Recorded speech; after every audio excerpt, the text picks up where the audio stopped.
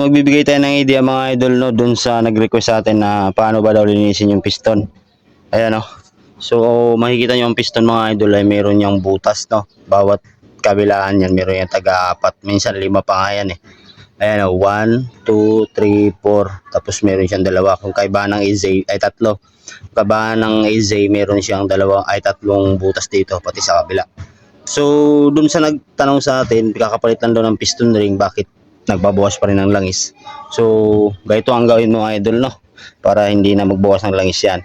Tanggalin mo yung piston, yan, pati yung piston ring, tanggalin mo siya.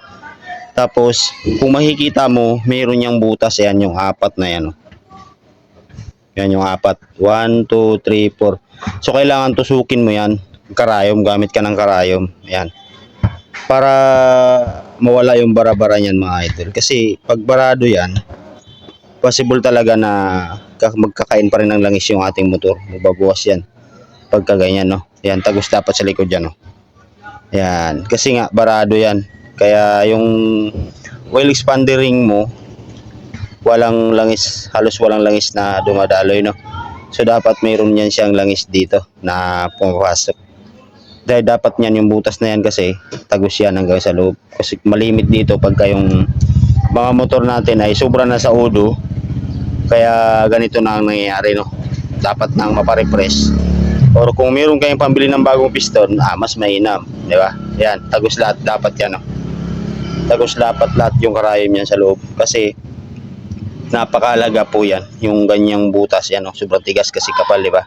So sa iba, hindi nila mapapansin yung mga ganito ay masayang yung bagong ring, lalo na pag original lang yung piston ring nilalagay natin. So medyo may kamahalan no.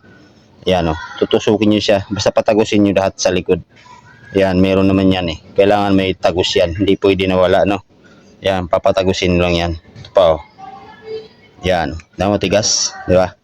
Dapat meron yang butas patagos sa likod. Okay, yan.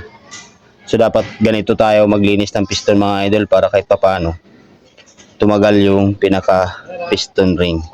Ayan, kailangan tagos. Okay, yan o. 1, 2, 3. Yan. Tapos 4.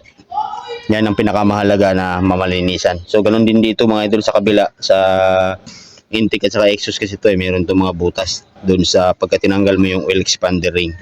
So yung mga butas na yan, tinabarado, di ba? Kaya ito, sobrang tigas na kasi nito eh. Yan, kailangan patagusin nyo lahat yan sa likod. Ayan, tigas na oh.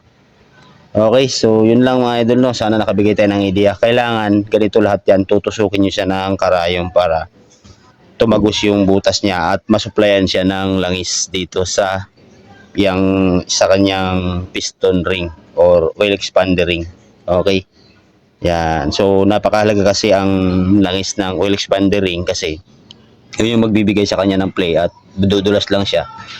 Hindi siya didikit kasi kung wala na siyang langis na dumadaloy dyan sa mga butas na yan, wala na lumalabas galing dito, possible na ang ring ay mabilis mag-init no. So pag mabilis mainit, magdikit. Tapos kung mapapansin nyo, pag natanggal kayo ng piston, minsan nakadikit na yung oil expander ring at saka yung bottom ring kasi nga dahil dyan, barado na yan. Okay, so napakahalaga po yan mga idol. Okay, so yun lang no. Maraming salamat at sana nakabigay tayo ng idea.